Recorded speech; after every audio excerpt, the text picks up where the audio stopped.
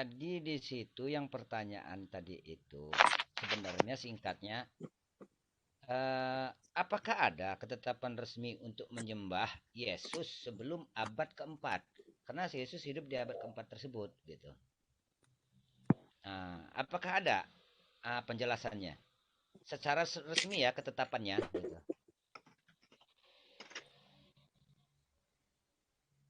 Oke, sederhana pertanyaan tambahannya Pak Ginting. Apakah ada Ya. ketetapan untuk menyembah Yesus sebelum abad keempat? Artinya mungkin sebelum konsili ya. Silakan Pak Ginting.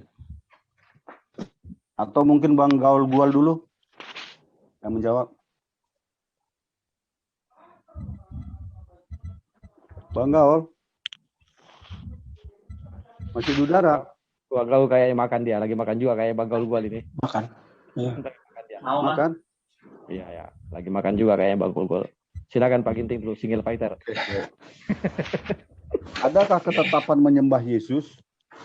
Apakah ada ketetapan resmi ya untuk menyembah Yesus sebelum abad keempat, sebelum konsili dia? Ya. Begini, ketetapan ini saya pun kurang paham ya apa maksud ketetapan ini. Tapi akan saya coba menjelaskan ya.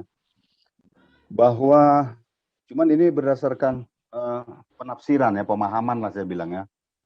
Bahwa ketika Yesus dicobai di dalam Matius 4 ayat 4 ya. Dari Matius ayat berapa itu ya. Ketika Yesus dicobai oleh iblis, maka di situ Yesus berkata, jangan mencobai Tuhanmu gitu kan. Jadi istilahnya ini kalau menurut saya, iblis mencobai Yesus, lalu Yesus mengatakan jangan kamu cobai Tuhanmu gitu kan. Berarti ini sebuah makna atau sebuah apa dia? Sebuah sinyal bagi pemahaman kami, pemikiran kami bahwa Yesus itu ingin menyatakan bahwa dia itu adalah Tuhan gitu.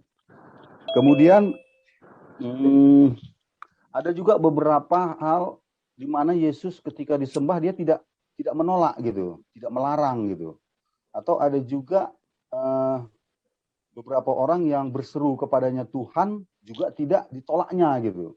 Dan tidak dilarangnya, melainkan dia bahkan akan menekankan ya bahwa bukan setiap orang yang berseru Tuhan kepadanya pasti masuk ke dalam kerajaan surga gitu.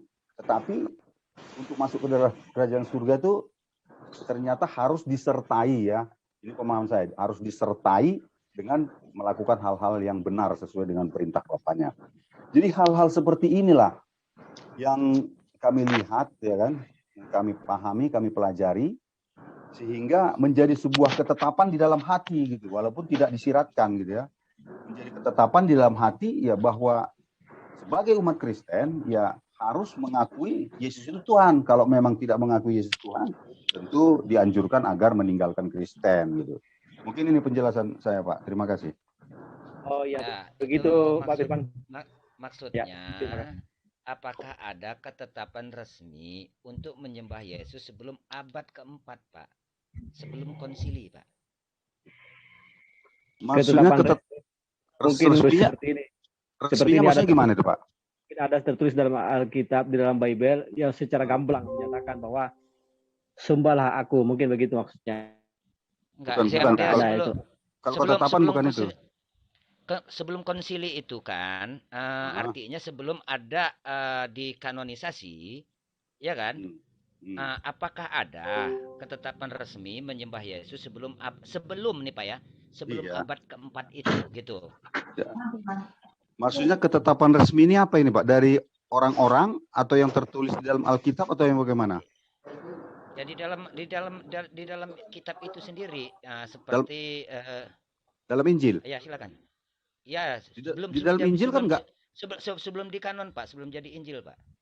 Iya Pak, jangankan ini zaman Yesus Pak, gitu maksudnya. Iya. Kita kan nggak tahu yang kitab yang sebelum zaman Yesus itu yang mana gitu kan. Saya pun nggak tahu persis. Cuman kalau yang Bapak maksud di dalam Injil Perjanjian Baru memang tidak ada tertulis semua manusia harus menyembah Yesus. Nggak ada kalimat seperti itu gitu. Nggak ada. Oh, iya. Ya, maksud saya. Tapi kan begitu. Mengapa umat Kristen menyembah Yesus kan sudah saya jelaskan kan? Iya. Iya. Ya, itu tadi itu Bapak pernah baca nggak sejarahnya itu atau di dalam kitab Shepherd of Hermes, Pak. Tentang Saya nama belum baca. Yesus. Oh, gitu ya. Belum. Belum baca, Pak ya? Ya. Belum. Oke, mungkin begitu dulu Pak Firman ya, karena ada yang raisen ini. Ya. Atau ada pertanyaan lanjutan? Saya rasa mungkin cukup dulu Pak Firman ya. Oke, thank you. Oke, terima kasih Pak Firman. Pak Amir juga masuk. Assalamualaikum Pak Amir. Amir. Belum lanjut ke Bang Luki. Silakan Bang Luki.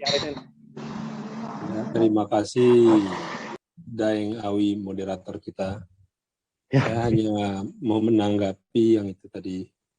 Lek Ginting kita tadi berbicara tentang Tuhan. Sudah beliau jelaskan tentang Tuhan tadi, dan beliau menjelaskan tentang akal budi, dan itu tertera di dalam Bibelnya. Gitu. Nah, bagaimana sekarang dengan akal budi kita bisa menentukan bahwa manusia yang dilahirkan ini sebagai Tuhan? Gitu. Kalau seperti itu, apakah kelak atau saat ini misalnya ada yang mengaku Tuhan atau inkarnasi dari firman itu sendiri, kira-kira akal budi saudara-saudara Kristen ini kemana? Bisa enggak mengakui bahwa misalnya ada yang mengakui seperti itu, bisa dijadikan Tuhan lagi gitu? Karena di situ kan harus ada pakai akal budi. Itu aja mungkin ya, Deng. Ya, makasih Bang Luki. Bagus sekali pertanyaannya ini. Ini pertanyaan baru bagi Bang Ginting ini. Meskipun sering ketemu tiap malam, ini baru nih Pak Ginting. Gimana itu? Kalau seumpama saya Bapak mengaku reinkarnasi sebagai Yesus, kira-kira Pak Ginting terima nggak dia sebagai Tuhan juga? Silakan. Mungkin gini aja, Deng. Mungkin kira-kira janganlah saya Bapak sudah meninggal. Saya kan masih hidup nih. Misalnya saya, misalkan ini, maaf ya. Misalkan saya gitu, aku jadi firman itu. Kira-kira gimana? Ada nggak yang mau percaya? Ya, oke. Pertanyaan bagus sekali ya, walaupun sudah diulang-ulang dan saya rasa sudah juga pernah saya jawab, tapi mungkin lupa ya. Ya, gini. Dan kembali kita tentu pertama harus sepakat ya, dan untuk memahami bahwa Tuhan itu adalah sesuatu yang kita anggap yang maha kuasa, yang kita muliakan dan kita agungkan, kan gitu Pak ya. Terlepas apakah dia itu benar-benar yang maha kuasa atau tidak, gitu. Tapi kalau sudah kita anggap dia maha kuasa, sudah pasti itu disebut adalah sebagai Tuhan kita gitu. Tapi bukan Tuhan orang lain ya. Maksud saya bukan Tuhan secara umum gitu ya, secara absolut bukan. Tetapi Tuhan, pernyataan seseorang untuk menyatakan bahwa dia itu adalah yang maha kuasa, itu kan namanya Tuhan itu. Walaupun mungkin Tuhan yang dimaksudnya itu bukan absolut. Kemudian tentang akal budi ya. Akal budi terus terang ya. Terus terang tentu masing-masing manusia mempunyai akal budi yang berbeda ya, presentasinya, grafiknya, pemahamannya pasti berbeda. Tidak kita bisa menyamakan semua sama rata. Tetapi dalam hal ini saya hanya menyampaikan sama Bang Luki ya, bahwa itulah akal budi yang kami miliki untuk memahami bahwa ya Tuhan mampu ya kan melakukan hal-hal yang bagi akal budi manusia mustahil gitu. Sehingga akal budi kami itu memahami bahwa tiada yang mustahil bagi Tuhan gitu. Nah disinilah kalau memang ada yang menggunakan akal budinya bahwa Tuhan tidak mungkin begini, tidak mungkin begini, tidak mungkin begini, ya itu tentu tidak bisa kita persalahkan juga. Memang ya seperti itulah dia pemahamannya terhadap Tuhan kan gitu. Tetapi akal budi yang kami miliki adalah bahwa Tuhan mampu melakukan satu hal yang dianggap manusia mustahil. Nah, mungkin begitu dia penjelasan saya, Bang Luki. Kalau kira-kira kurang apa, boleh dilanjutkan pertanyaan. Terima kasih. Boleh kasih boleh dilanjutkan lagi pertanyaan. Boleh saya tambah sedikit. Silakan Bang Luki, silakan di apa yang tadi mau tambahkan ini? Mau menambahkan kayaknya? Saya.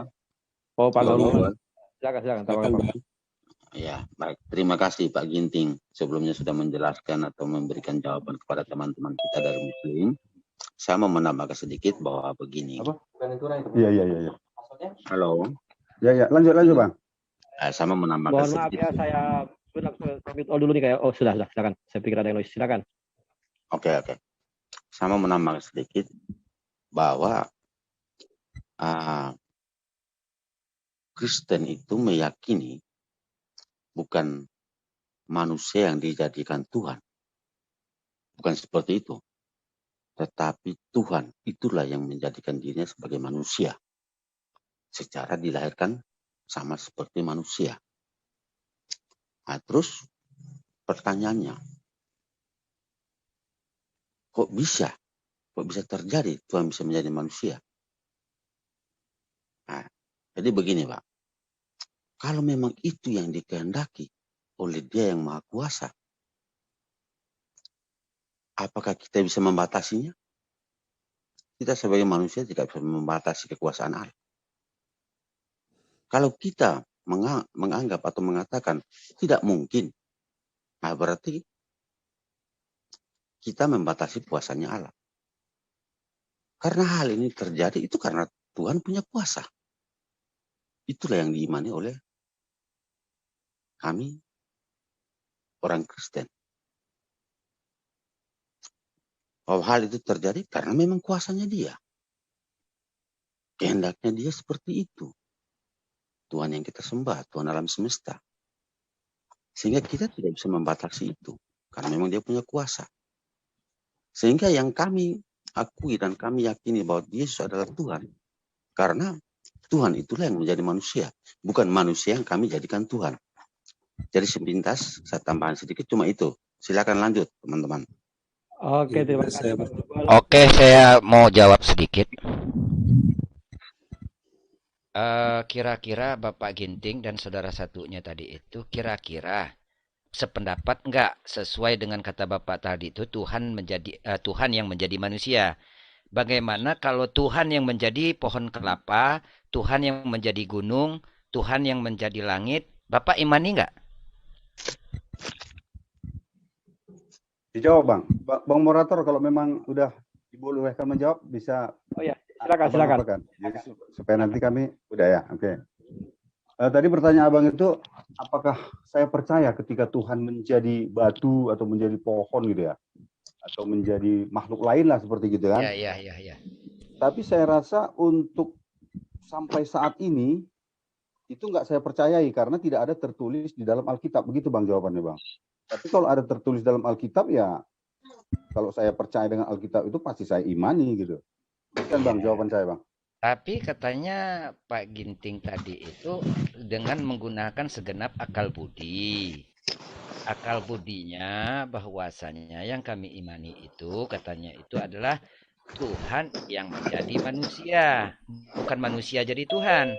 Nah, kalau memang itu kehendaknya Tuhan, ya keinginannya Tuhan, di dalam itu sesuai dengan narasi tadi itu, apakah umat Kristen, khususnya Lai Ginting dengan sahabat satu lagi tadi itu, dapat juga tidak mengimaninya sesuai dengan narasinya tadi, bahwasanya Tuhan menjadi gunung, Tuhan menjadi batu, Tuhan menjadi laut.